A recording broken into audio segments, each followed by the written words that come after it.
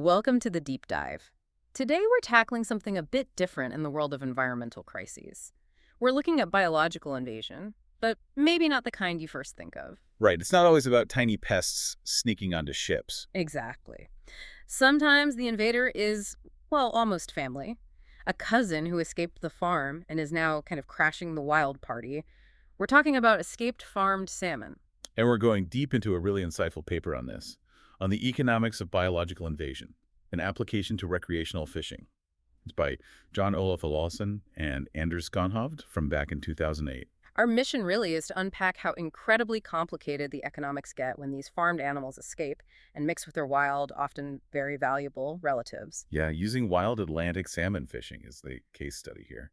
This paper, I think, really highlights how ecological problems can twist into these economic paradoxes. It's fascinating stuff. Before we jump into the paper's mechanics, though, let's just quickly frame how big this invasion issue is generally. I mean, invasive species are, what, the second biggest threat to biodiversity globally? That's right. Second only to actual habitat destruction. And the cost. I mean, think about the U.S. alone. The estimates for damage and control are just staggering. Something like $138 billion a year. Wow. Billion. Billion, yeah. And if you focus on Norway, which is where this study really gets its data, you see the conflict so clearly. Salmon farming is huge there, a cornerstone of the rural economy worth billions of euros. Okay. But, and this is the kicker, despite efforts, around 400,000 farmed salmon escape every single year. 400,000, that's hard to picture. It is, and you need to absorb this.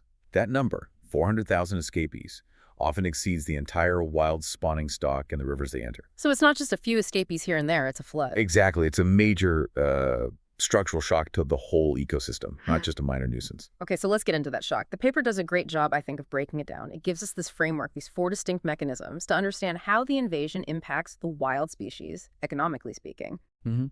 Two are ecological, about the environment itself, and two are economic, about, well, us, our behavior, our money. Right.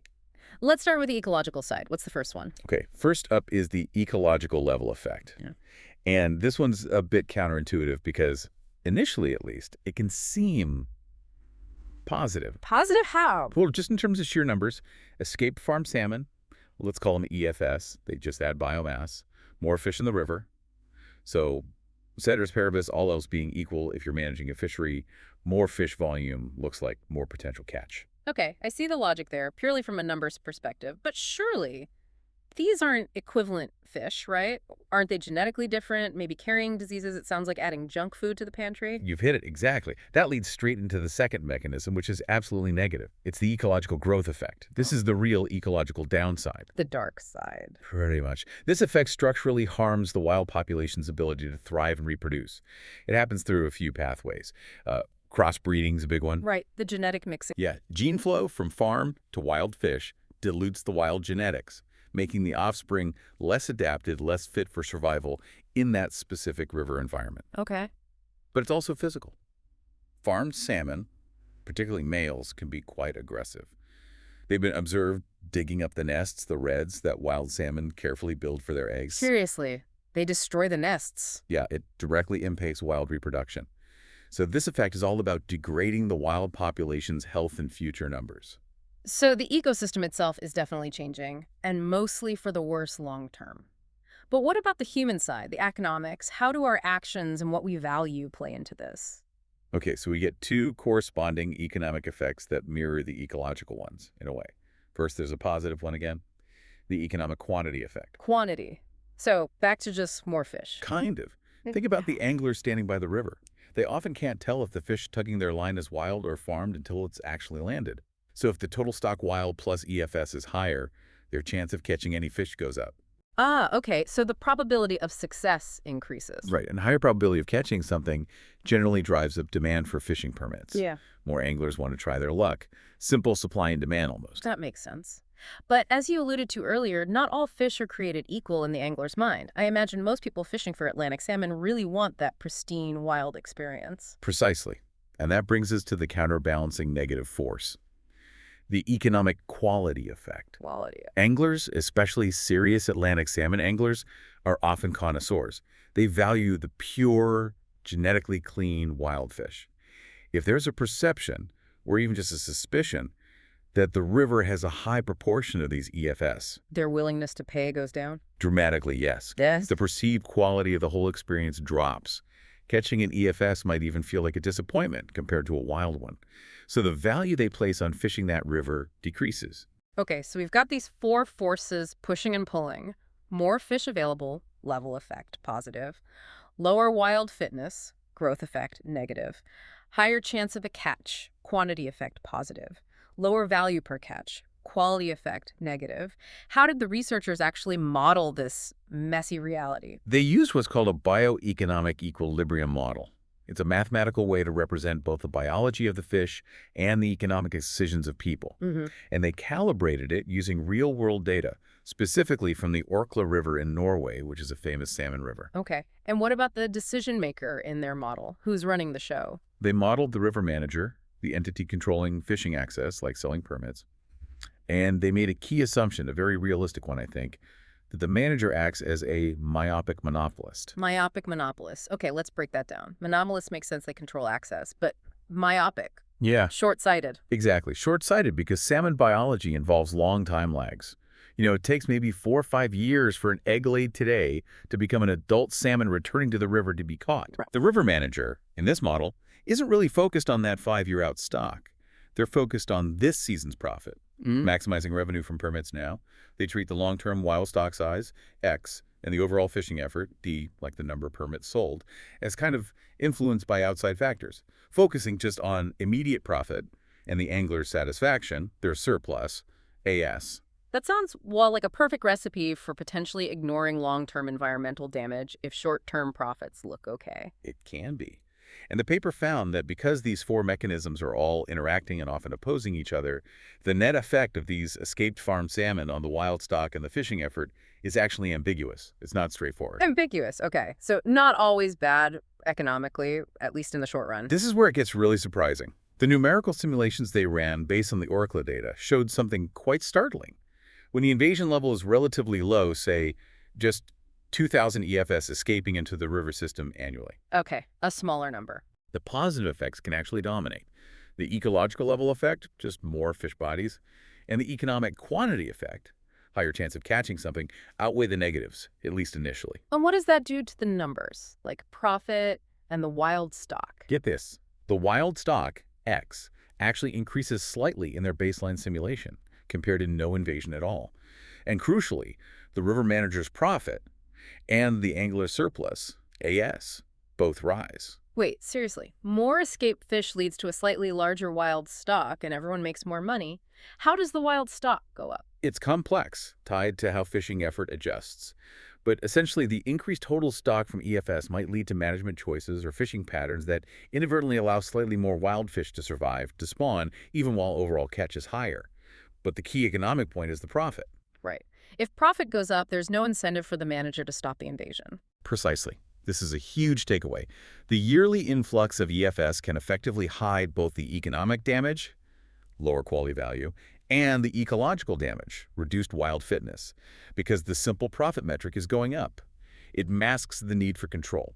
That shows the market, left alone, really isn't going to fix this. It might even make it worse by rewarding the invasion, at least initially. Absolutely. The short-term economic signals are misleading. Okay, let's dig into another scenario they explored, one that really clarifies another counterintuitive finding. What happens if we pretend anglers don't care about quality, like if a fish is a fish? Right. They simulated setting that economic quality effect to 0, basically assuming anglers get the same value whether they catch a wild salmon or an EFS. So ignoring the connoisseur effect. Yeah, exactly.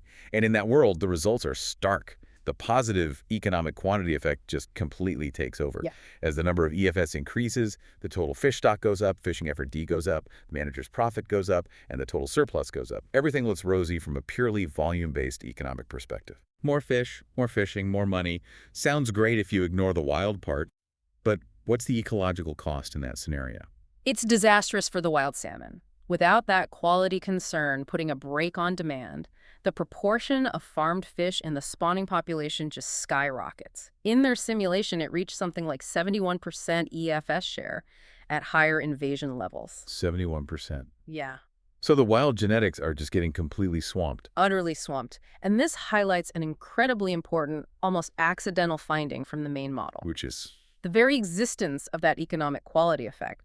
The fact that anglers do care about catching pure wild salmon acts as a kind of unintentional conservation mechanism. wait, run that by me again. Anglers being picky and reducing the river's profitability actually helps the wild fish. Yes, because when anglers perceive the quality is low due to lots of EFS, their willingness to pay drops. This lowers the room for permits, which in turn reduces overall fishing effort. And since recreational fishing seasons are often timed to coincide with the main wild salmon run, reducing the total fishing pressure means relatively more wild salmon manage to evade capture and reach the spawning grounds compared to the scenario where effort remains high because anglers don't care about quality. So lower demand, less fishing, proportionally more wild spawners survive. That's, Yeah. wow, consumer preference as accidental conservation. It's a really neat, if slightly fortunate consequence. It shows how intertwined these economic preferences and ecological outcomes are.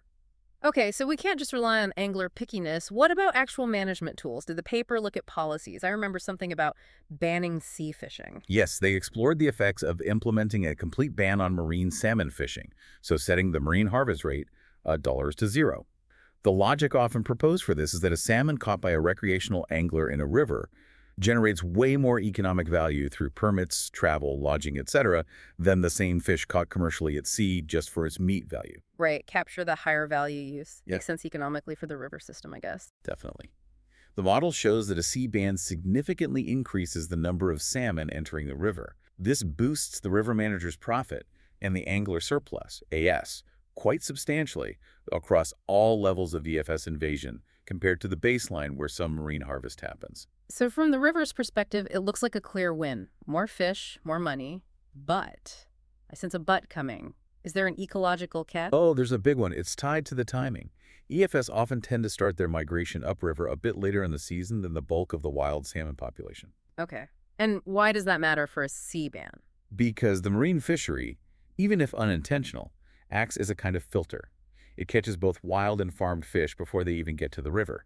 If you remove that marine fishery entirely, More of the later running EFS make it through. exactly, a larger proportion of the total EFS population survives to enter the river, and potentially survives the river fishing season too, because they might arrive when effort is winding down. The result, the proportion of EFS in the spawning population goes up significantly. Can you give us a number on that? How much worse does the spawning mix get?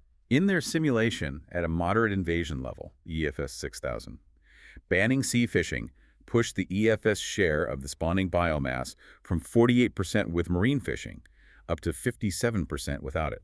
Oof. So the policy designed to boost river value actually worsens the long-term genetic integrity problem. Precisely. It's a classic unintended consequence. You optimize one part of the system, the river's recreational value, and inadvertently damage another, the ecological health and genetic purity of the wild stock. And what about the overall economy, if you add back the lost value from the commercial sea fishery that you just shut down? That's the final piece. When you look at the total surplus, adding the river benefits and the now zero marine fishery benefits, the paper finds that at high levels of EFS invasion, the total surplus might actually fall with a sea ban compared to allowing some marine harvest. Because the economic loss from shutting down the commercial boats, plus the stronger negative economic quality effect in the river, because now there's an even higher share of EFS, making anglers less happy, together outweigh the gains the river manager sees in permit revenue. So even a seemingly sensible policy like prioritizing recreational value has ambiguous results for overall welfare depending on the invasion level. Yeah. This is complex. It really is. And that's the power of Olaussen and Skonhoft's work. It provides this clear framework, those four mechanisms, to understand why it's so complex, and critically, why the people involved, like the river manager, might lack the economic incentive to control the EFS problem. Yeah, it really highlights that disconnect if your short-term profits look okay or even go up thanks to those positive level and quantity effects. You might be completely blind or just economically unmotivated to deal with the creeping long-term damage from the negative growth and quality effects. The model basically screams that you need policy intervention because the market signals alone, especially at low invasion levels, can point the wrong way. And this framework isn't just about salmon, right? The paper suggests it's broader. Absolutely. They argue these four mechanisms, ecological level growth, economic quantity quality, could apply to many situations. Think about genetically modified crops potentially escaping and hybridizing with wild relatives, or even invasive ornamental plants escaping gardens. The same push and pull between quantity and quality, ecological benefits and costs, could be at play. Are there limitations to keep in mind? Sure, the model is deterministic. It doesn't really capture random events or shocks. And maybe more importantly, it focuses on the equilibrium within a few years. It doesn't fully model the very, very long-term consequences of decades of genetic mixing across multiple generations. But for understanding the immediate forces driving decisions, it's crystal clear. It really shows how that consumer preference, the quality effect, can be surprisingly powerful, even if it's passive. It does, which leads to a really interesting final thought. Let's hear it. What should we leave the listener thinking about? Okay, so building on that economic quality effect, the research suggests that simply reporting transparently on the share of invasive species in an ecosystem like telling anglers, this river currently has an estimated 30% escaped farmed salmon, could by itself reduce demand. Because informed anglers become pickier. Right. And that reduced demand, as we saw, can act like an unintentional conservation tool, potentially increasing the relative survival of the wild stock compared to a situation where everyone's fishing happily, unaware of the quality issue. So information itself becomes a policy lever. Potentially, yes. So the provocative question for you, the listener, is what other big environmental challenges could perhaps be tackled, or at least nudged in the right direction, not just by traditional regulation, but by strategically providing clear information about quality or purity to activate consumer preferences as a force for conservation? Where else could transparency be a tool?